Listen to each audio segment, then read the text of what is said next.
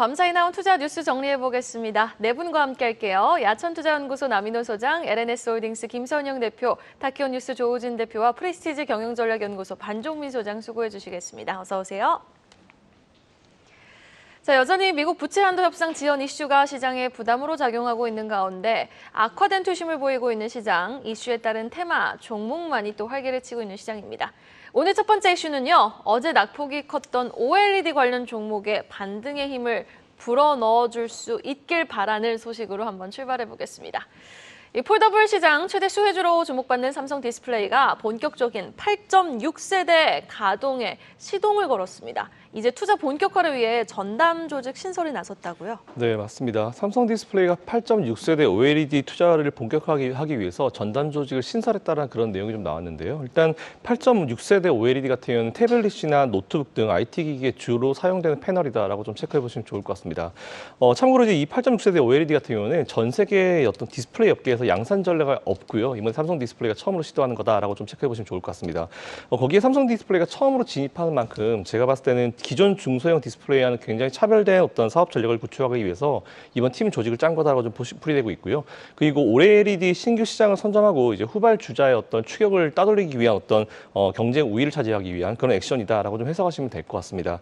이와 함께 8.6세대 OLED 양산 라인을 구축하기 위해서 소재, 부품, 장비 쪽의 발주도 시작되었다라는 그런 좋은 소식이 나오고 있는데 사실 이 얘기는 이제 정말 오랜만에 나온 소식이죠. 이제 이번 8.6세대 OLED 설비 투자 규모를 보니까 4조 1천억 원 정도입니다. 이에 따라서 디스플레이 업계는 정말 오랜만에 이루어진 투자여서 이제 소부장들 후방업체의 어떤 순풍이 앞으로 좀 기대되는 상황인데 삼성 디스플레이가 시작을 했으니까 나머지 LG 디스플레이나 나머지들도 줄줄이 다 시작을 할 겁니다. 이에 따라서 많은 수주들이 이루어질 것이고 이 수주 받는 것 다 뻔하거든요. 우리나라 코스닥 중소형 기업들이기 때문에 코스닥 중소형 기업들의 어떤 디스플레이 쪽의 어떤 시장도 다시 한번 분위기를 잡을 수 있지 않을까 싶습니다. 어제 낙폭이 큰 것과는 전혀 문제가 없는 부분이고요.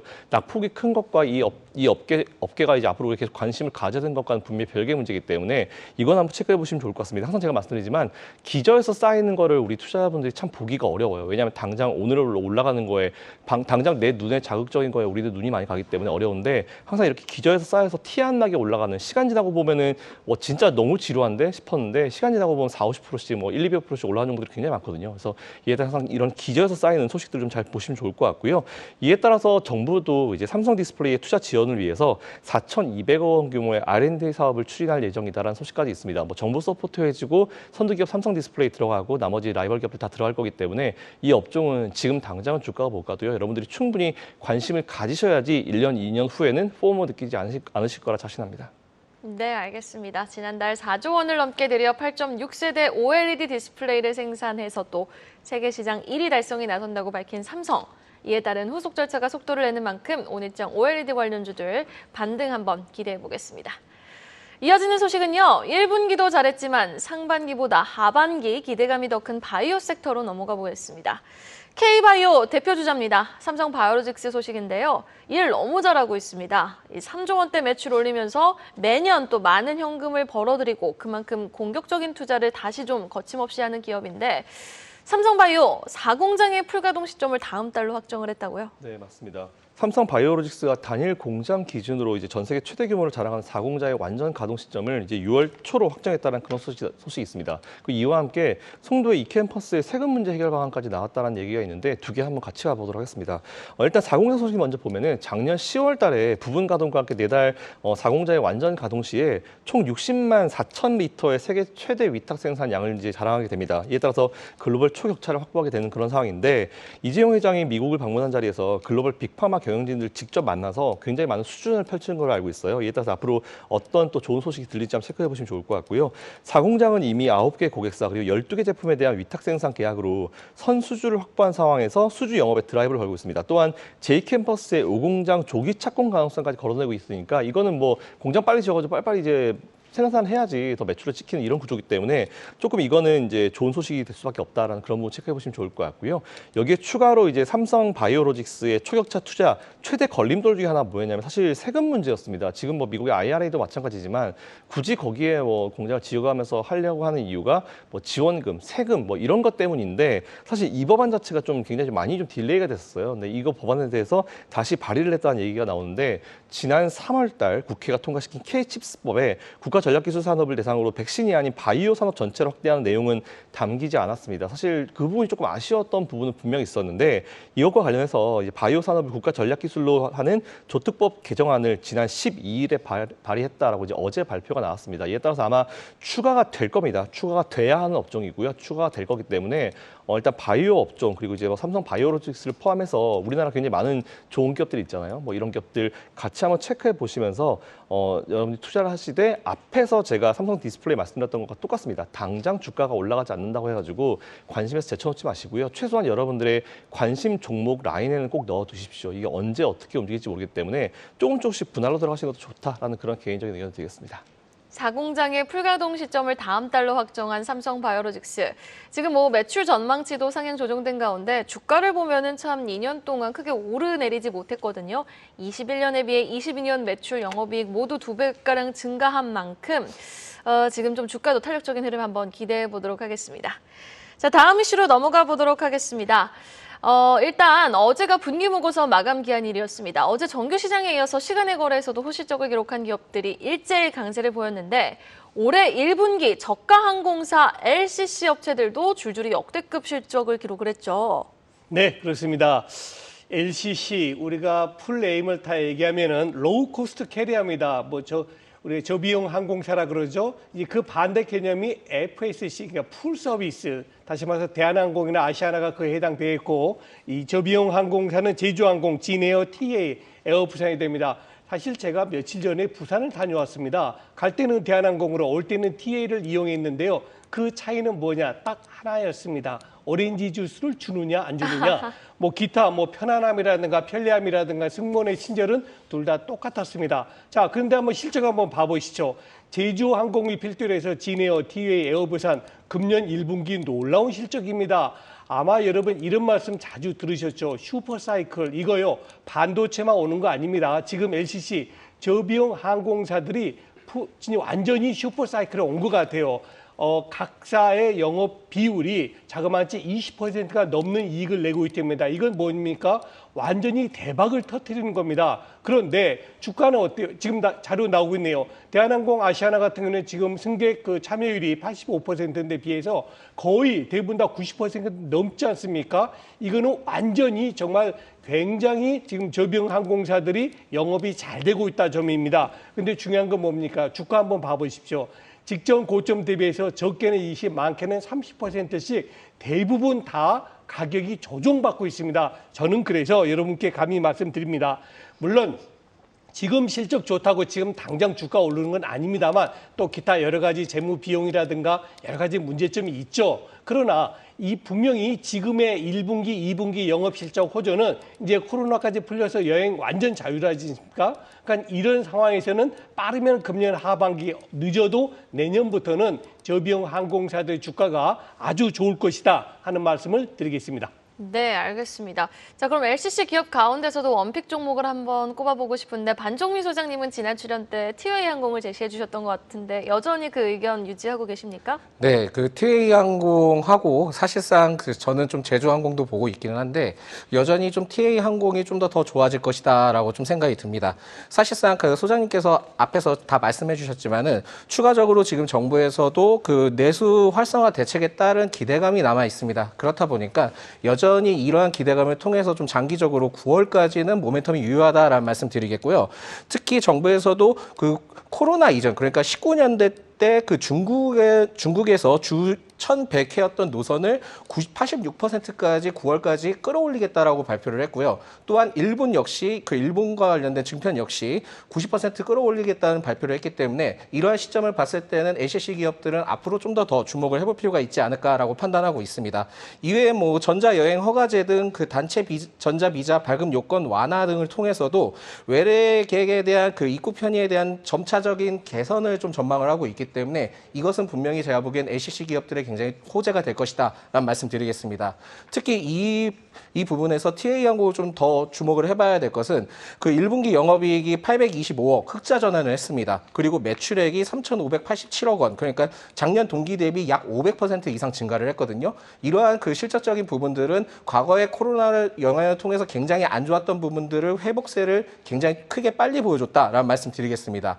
특히 이 기업에는 좀 특이한 모멘텀이 가지고 있는데 그 지난 2월부터 순차적으로 도입한 A330-300 항공기를 활용을 하고 있습니다. 특히 이 항공기의 경우에는 최대 7톤까지 항공기 무게를 좀 줄일 수 있거든요. 그렇다 한다면은 지금 TA 항공에서 서유럽과 미주 일부 노선까지 직항 운항을 할 가능성이 있기 때문에 지금 TA 항공도 장거리 노선 확대를 하기 위해 굉장히 좀 준비 중으로 알고 있습니다. 그렇다 보니까 현재 그 내수 활성화 대책을 통한 모멘텀도 부각받을 가능성이 높고 또한 장거리 노선을 통해서 증편하게 된다 한다면 TA 항공에 대한 수요는 상당할 것이다 라는 말씀 드리겠습니다. 그래서 현재 시점으로서는 TA 항공은 좀 적은 비중으로 모아가시는 것도 좋다라는 말씀 드리겠습니다. 네, 알겠습니다. 티웨이 항공, 제주항공 보고 계시는 가운데 티웨이 항공 현 시점에서 조금씩 모아가는 전략이 유효하다라고 의견 제시해 주셨습니다. 이어서 공시 내용도 챙겨보겠습니다. 어제 보고서 제출 마감일을 맞아서 공시도 대부분 실적 공시였는데 CJ 1분기 실적 내용 한번 뜯어보죠. 영업이익 순이익이 전년 대비 많이 줄었거든요. 눈여겨볼 만한 포인트 어디에 있을까요? 예, CJ가 영업이익은 많이 줄었는데 사실 CJ 주가는 최근에 영업이익이나 매출 때문에 주가가 이제 움직이진 않았고 뭐 주지하다시피 이제 그 SG 사태 때문에 원래 8개 종목이 하한가를 기록했는데 CJ는 8개 종목이 들어가지 않은 이유는 뭐냐면 첫날에 이제 CJ가 이제 거의 뭐 하한가까지 갔다가 사실 반등을 했습니다. 이유는 무엇이냐면 CJ가 CJ그룹의 지주사이기 때문에 만약 CJ그룹의 지주사 역할을 하는 CJ의 경영권을 갖게 되면 CJ그룹 전체의 경영권을 갖게 되는 것이고 이 말은 현재 CJ그룹의 경영권을 갖고 있는 이재현 회장이 사실 경영권이 박탈당한다는 의미이기 때문에 CJ그룹이 당연히 이런 주가의 움직임을 갖다 모니터링 했을 것이고 이 때문에 사실 한가까지 맞지 않았습니다. 그러나 어쨌건 SG증권 사태에 이제 포함돼야 한다고 봅니다. SG증권은 뭐 많이 아시겠지만 2019년부터 그 관련된 주식들이 계속 조금씩 야금야금 매집을 하면서 주가 올랐습니다. 근데 CJ의 그 차트를 보면은 현재 2019년보다도 이제 차트를 보면은 주가가 낮습니다. 그 말은 뭐냐면 S증권과는 사실 무관하다 이렇게 보시면 됩니다. 그래서 결국 CJ는 S증권과 무관하기 때문에 현재 주가를 갖다가 SJ증권 때문에 만약에 그 주가를 매도했다면은 그런 관점 말고 다른 관점을 보셔야 됩니다. 그래서 CJ는 다른 계열사가 상장사가 9곳이나 있습니다. 상장사 9곳에 대한 지분법 평가익을 받아야 되는데 우리나라 지분법 평가익이 지주사가 보통 한 50% 정도 지분법 평가익을 받습니다. 여기에 CJ가 이제 대한통운이 저가였다가 대한통운 저가일 이유가 없거든요. 왜냐하면 대한통운 아시다시피 택배로 관련된 회사이기 때문에 저가일 이유가 없고 그다음 또 하나 중요한 것이 이제 CJ E&M이 이제 최근에 안 좋았습니다. 근데 여기 역시 이 리오프닝이나 그다음 CJ CGV 그 영화관을 운영하는데 역시 리오프닝과 관련됩니다. 이것이 다시는 다 주가가 이제 반영될 것으로 봅니다. 그러니까 CJ가 사실은 이제 2분기 끝나고 3분기, 4분기 가면은 관련된 이제 9개 상장사가 모두 다 좋아질 것이라고 봅니다. 여기 가장 큰 중요한 요소는 결국 이제 CJ 올리브영인데 올리브영이 언제 이제 IPO를 할 것이냐라고 이제 초미의 관심사입니다. 올리브영은 현재 장부상으로 800억으로 이제 평가를 받았는데 800억이 아니죠. 그래서 올리브영이 이제 IPO를 하면은 그것이 고스란히 CJ에 이제 영향을 줄 것이기 때문에 CJ의 결국 이제 주가는 이제 내려가기보다 올라갈 일만 남았다. 이것을 주시하시면 되겠고 또 하나 중요한 점은 CJ는 사실은 3세 이제 승계를 이어가고 있습니다. 그래서 CJ가 만약 주가가 내려간다면 승계 구도에 유리한 상황이 됩니다. 왜냐하면 적은 비용으로 주가를 매집할 수 있으니까요. 이 점도 역시 CJ의 주가가 하방 경직성이 있다는 것도 주목하시면 좋을 것 같습니다. 네, 알겠습니다. CJ 공시 내용 비롯해서 투자 포인트 짚어봤고요. 자, 이어서 실적 이야기 라면 관련해서 우리 또 K라면의 열풍에 힘입어서 농심의 실적, 호실적을 발표한 소식까지 한번 짚어보도록 하겠습니다. 지금 미국 신라면 열풍에 힘입어서 1분기 어닝 서프라이즈를 기록한 농심, 미국 제2공장 가동을 시작한 지 1년 만에 무려 제3공장 설립도 검토하고 있다고요? 네, 맞습니다. 사실 이게 미국의 라면 열풍이 생각보다 굉장히 큽니다. 뭐 제 친구가 갑자기 화상 전화를 하다가 이제 갑자기 신라면 이렇게 들더라고요. 그게 이거 맛있냐 물어보길래 그거보다 틈새 라면이 더 맛있다라고 제가 한번 먹인 적이 있었는데 그만큼 미국에 있는 친구들도 라면을 코스트코에서 대량 구매하는 그런 좀 굉장히 특이한 상황을 몇 개월 전에 본 적이 있었습니다. 근데 농심이 이번에 실적으로 그대로 돼서 저도 그런 걸 보고 나서 농심을 샀었어야 했는데 개인적으로 굉장히 좀 고민을 했었는데 농심이 어제 1분기 연결 기준 실적을 발표했습니다. 638억 원을 기록을 했는데 YOY로 85.8%나 성장했습니다. 국내 매출 확대 때문에 이제 일단 고정비가 감소하면서 실적이 성장했다고 분석을 했는데 특히 해마다 두 자릿수를 성장을 해왔었던 미국 법인이 1분기에 실적을 견인했습니다. YOY 매출 40.2% 급증 효과가 나왔고요. 농심 전체 영업이익 증가분의 절반 이상이 미국에서 이 공장 가동 이후에 공급량이 급증하면서 나왔는데 일단 코로나 이후에 미국인들에게 확실히 라면이 한 끼 식사로 뭔가 좀 인식이 되기는 시작한 것 같습니다. 물론 현재 ING 상황이기 때문에 지금도 늦지 않았다는 말을 좀 어느 정도 들을 수 있을 것 같고요.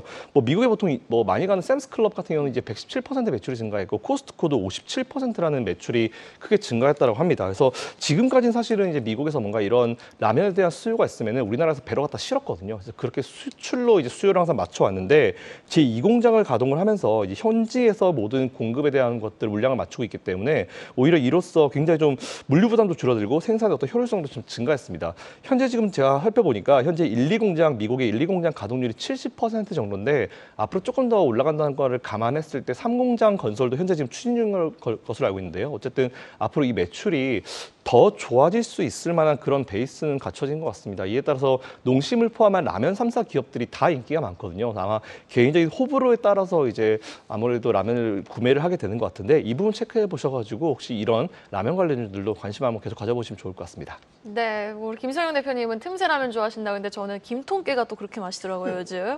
라면 진짜 맛있습니다. 자, 그럼 주가 측면에서 한번 살펴보도록 하겠습니다. 농심의 추가적인 상승 여력이 가장 궁금하고요. 또 농심뿐만 아니라 요즘 차료주를 비롯해서 음식료 관련 종목들의 상승 탄력이 두드러졌는데 전반적으로 업종 관련해서 어떻게 보시는지 궁금합니다. 네, 우선 저는 그 보기와 다르게 라면을 그렇게 좋아하진 않습니다만, 그러세요? 네, 어쨌든 이 실적과 관련된 그 부분들을 통해서 굉장히 크게 놀랐습니다. 그만큼 제가 관심이 없었지만 이 실적이 엄청나게 큰 이슈를 불러일으키지 않았을까라는 말씀드립니다. 특히 농심은 그 라면 매출 비중이 약 79% 차지를 합니다. 특히 뭐 신라면, 뭐 짜파게티, 안성탕면 등의 그 2021년 기준으로 약 10% 가격이 인상이 됐는데 이것이 재무적으로 굉장히 좀 긍정적인 역할을 하지 않았나라고 보고 있고요. 특히 뭐 최근에 이제 뭐 불거졌던 이슈 중에 하나가 국내 관치 리스크가 있었는데 이 부각에 따라 원래 사실상 영업이익은 좀 낮아질 것으로 봤지만은 오히려 이 농심의 경우에는 해외 수출이 굉장히 좀 긍정적인 역할을 했습니다. 특히 올해 1분기 농심의 그 농심 아메리카가 있는데 농심 미국 법인의 총 매출액이 1,647억 원, 그러니까 전년 동기 대비 472억 원 증가를 했거든요. 이러한 상황들을 봤을 때는 앞으로 해외 시장에 대해서 굉장히 좀 기대를 해볼 수 있지 않을까 보고 있고요. 앞으로 이 농심은 그 4억 달러 시장 규모의 멕시코 시장도 공략할 계획을 갖고 있기 때문에 이 점을 봤을 때 점차 그 캐파가 늘어나고 또한 수요 자체도 늘어날 것이다라고 전망하고 있습니다. 사실상 좀 더 여기에서 추가적인 모멘텀이 있다 한다면 현재 상해나 이제 청도 해외 사업소에 대한 가동률이 각각 24%, 38%밖에 되지 않습니다. 생산 실적 역시 중국에서도 21년 대비 현재 소폭 감소를 하고 있는데 사실상 그 작년 중국 상하이 봉쇄 조치와 국산 불매 운동이 좀 어느 정도 영향을 미친 것 때문에 일어난 것이 아닌가라고 좀 판단되고 있기 때문에 이 시점이 좀 어느 정도 해소가 된다 한다면 앞으로 이제 미국을 포함해서 주가에 굉장히 큰 모멘텀이 되지 않을까 보고 있습니다. 그래서 제가 봤을 때는 농심은 지속적으로 상승세를 좀 보여줄 가능성이 있다라고 볼 수 있을 것 같고요. 추가 진입 시 좀 비중은 좀 적게 하면서 태우시는 게 좋을 것 같다라는 말씀드리겠고 기존 보유자분들은 좀 더 가져가시는 걸 추천드리겠습니다. 사실상 이 외에도 최근에 그 음식료 관련된 그 가격들이 인상이 되면서 수혜를 받을 수 있는 종목들이 있는데 특히 올해 그 여름에 매우 더울 것으로 좀 예측되고 있기 때문에 빙그레를 좀 주목을 해봐야 되지 않을까라고 판단하고 있고요. 역시 빙그레 역시 미국과 동남아 지역의 매출도 성장을 하고 있고 또한 원유, 그러니까 기름이 아닙니다. 그 우유인데 원유 가격 상승도 반영돼서 앞으로 좀 좋은 흐름들을 가져가지 않을까라고 해서 빙그레를 좀 참고해 보시기 바라겠습니다. 네, 알겠습니다. 농심 여전히 좀 신규 매수 가능하고 하지만 조금씩 모아가는 전략이 유효하고 여기에 더불어서 여름 수혜주로 꼽히고 있는 빙그레도 주목해 볼 필요가 있다라고 정리해 주셨습니다. 이어서 실적 내용 엔터까지 한번 확인해 보도록 하겠습니다. 이번에는 SM입니다. 지금 JYP나 YG는 1분기 실적 되게 잘 나왔거든요. 그런데 SM은 1분기 어땠습니까? 예, 1분기 실적도 역시 SM도 나쁘진 않았습니다. 나쁘지 않았고 특별히 SM이 뭐 주지하다시피 지난 1분기에 참 많은 이제 뭐 가수들이나 이제 주주들 입장에서는 별로 좋지 않은 뉴스들로 이제 덮였었는데 그 모든 것이 일단락됐습니다. 결국 이제 그 이수만 창업주가 물러났고 그 다음에 이제 하이브와 카카오사의 경영권 분쟁이 있었는데 그것도 일단락됐습니다. 그러니까 사실은 그 모든 일들이 다 끝났기 때문에 이제는 이제 주가나 매출 올라갈 일만 남았다 이렇게 보시면 되겠습니다. 그래서 사실 사람 사는 것이 다 마찬가지지만 내부에서 시끄럽고 어떤 사장이 바뀌냐 누가 오느냐에 따르면 직원들이 동요할 수밖에 없습니다. 그래서 SM의 사실은 주요 직원이라 할 수 있고 그 상품이라 할 수 있고 매출 통로라 할 수 있는 많은 아티스트들이 거기에 대해서 이제 때때로 이제 SNS에 불만을 토로하기도 했고 뭐 한탄을 하기도 했는데 그 부분이 다 해소됐기 때문에 이제는 이제 2분기와 3분기에 걸쳐서는 이제 그런 일들이 이제 긍정적으로 작용하지 않을까 싶습니다. 특별히 아시겠지만 SM의 이제 이수만 창업주가 터널링이라 얘기할 수 있는 라이크 기획을 통해서 10년간 1,000억이 넘는 돈을 갖다 이제 가져갔습니다. 그 부분이 없어졌기 때문에 그렇다면 사실은 조만간 고스란히 이제 재무제표에 반영이 되고 영업이익에 이제 반영이 됩니다. 그리고 SM 3.0을 갖다 도입하겠다고 발표를 했는데 3.0이 쉽게 말하면 뭐냐면은 JYP나 이제 그 적어도 이제 그 YG처럼 시스템적으로 이제 아티스트들이 꾸준하게 앨범을 나오고 그 아티스트 꾸준하게 데뷔를 시키면 그것은 이제 꾸준하게 매출과 이제 그 팬덤이 강화된 효과를 이어집니다. 이 문제가 사실 SM의 가장 큰 취약점이었는데 이제는 SM 3.0을 맞아서 이 부분을 해소하겠다 발표를 했습니다. 그렇다면 이제 아까 말씀드린 1분기에 이렇게 이연된 그 앨범 출시들이 있었는데 2분기와 3분기에 앨범들이 나올 것이고 그리고 초미의 관심사였던 어저께 이제 SM의 가장 요즘 강력한 그 아티스트를 할 수 있는 에스파가 이제 그 3집 미니 앨범이 초동 앨범이 나왔습니다. 초동 앨범이 나왔는데 앨범의 판매량이 170만 장으로 에스파 스스로 갖고 있던 SM 최고의 초동 앨범 판매량 신기록을 깼습니다. 그러니까 이것은 사실은 에스파가 잘했지만 에스파뿐만 아니라 사실은 뭐 주지하다시피 블랙핑크라든지 뭐 BTS라든지 다른 이제 라인업들이 동종업계 라인업들 K-팝이 너무나 리레이팅되는 효과를 갖다 에스파도 동시에 누리지 않았나 싶습니다. 그것을 볼 수 있는 게 무엇이냐면 중국에 있는 그 차트가 있는데 차트에서 뮤비 차트에서 상위 10위권 중에서 6곳이 우리 K-팝이 차지하고 있는데 놀라운 점은 무엇이냐면 그중에서 2개는 팬이 짜깁기 한 영상인데도 불구하고 10위 안에 들었습니다. 그 정도로 중국에서도 엄청난 인기를 누리고 있다. 이것이 SM의 향후 매출과 주가에도 연쇄적으로 이어질 것이다라고 볼 수 있겠습니다. 네, 알겠습니다. 자, SM 지금 이렇게 뭐 실적 개선이 더 기대되고 있는 상황이잖아요. 하반기, 상반기보다는. 근데 지금 증권가에서는 어느 쪽은 투자 의견을 상향 조정하고 있고 어떤 쪽은 하향 조정하고 있는 모습입니다. 갈피를 잡고 있지 못하고 있는 가운데 우리 반종민 소장님은 SM 어떻게 보세요? 네, 좀 기다려봐야 될 것으로 좀 더 지켜봐야 된다? 네, 좀 더 지켜봐야 된다고 말씀드릴 수 있을 것 같은데 사실 그 실적에 대한 부분들은 작년 솔로 아티스트의 그 앨범 발매가 그 많아서 수익성에 약간 좀 부진적인 역할을 했다라고 좀 말씀드릴 수 있을 것 같습니다. 사실 지금 그 에스파를 통해서 굉장히 좀 어느 정도의 그 효과를 보고 있는데, 이게 뭐 에스파도 뭐 잘 알겠지만은, 에스파에 대해서 좀 잘 아시겠지만, 그 원래 이제 광야에서 이제는 그 리얼 월드로 그 주제가 테마가 변경이 됐습니다. 컨셉이 확 바뀌었더라고요. 네, 그래서 저 어제 이제 확인해 보면서 2시간 동안 한번 들어봤는데, 들어보니까 그 사실상은 좀 기존의 영역은 비슷하게 좀 가져가는 것 같더라고요. 그래서 그런 시점을 봤을 때는 아직 좀 더 기다려 봐야 되지 않을까라고 좀 생각하고 있고요. 사실 좀 SM에 대해서 아쉬운 부분들이 있다 한다면 느닷없이 그 엑소에 대한 그 완전체에 대한 컴백을 좀 기대를 했었는데 갑자기 입대를 해버렸습니다. 카이가. 그러다 보니까 굉장히 좀 주목적인 모멘텀이었지만은 지금 사실상은 이 모멘텀이 좀 어떻게 보면은 좀 아쉽게 되었다라는 말씀 드릴 수 있기 때문에 이 점을 봤을 때는 좀 더 아티스트에 대한 모멘텀을 좀 더 지켜봐야 되지 않을까라고 보고 있고요. 물론 이제 SM의 경우에도 컴백이 되고 예정이 되어 있습니다. 뭐 2분기에 뭐 NCT 태용이나 샤이니도 되어 있고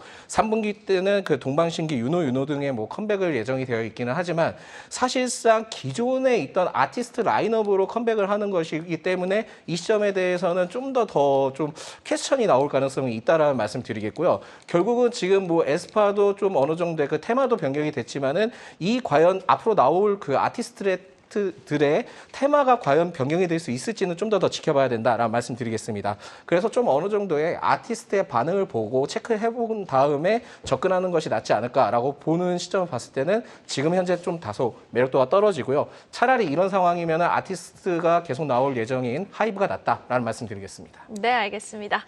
자, 이어서 한동안 부진한 흐름이 계속되고 있는 건설주들 한번 살펴보도록 하겠습니다. 어제는 또 건설주 일부가 고개를 들었거든요. 어떤 쪽은 잘 가고 어떤 쪽은 못 가고 건설업종에 대한 의견의 기사가 나와서 화제인데 어떤 내용입니까? 예, 그렇습니다. 우리가 건설업하면 과거에는 같이 움직이고 같이 하락했는데 요즘은 주가 양극화가 아주 심합니다. 먼저 잘 나가는 업종 소개해드리겠습니다. 삼성 엔지니어링이라든가 현대건설같이 해외 수주, 해외 플랜트가 많은 쪽은 요즘 굉장히 좋습니다. 예컨대 삼성은 27%가 올랐고요. 현대건설 올해 16% 올랐습니다. 반해서 우리 그 밑에 있는 DL-ENC라든가 대우건설, GS건설 등 전통적인 건설 강세 종목들은 모두가 다 종합주가 지수에 못 미치는 영향을 줬고요. 주택 경기에 집중하고 있는 한신공영 금호건설은 마이너스 나고 있습니다. 답을 말씀드립니다. 해외 수주 프렌트가 많으냐 적으냐 이것이 향후 건설 주가에 영향을 줄 것 같습니다. 해외 수주 모멘텀을 주목하자. 건설주는 해외 쪽을 주목해볼 필요가 있다라고 정리해 주셨고요. 자, 마지막 기사입니다. 국내 기업들의 이익 전망치가 지금 낮아지면서 국내 증시의 밸류에이션 부담이 커지고 있죠.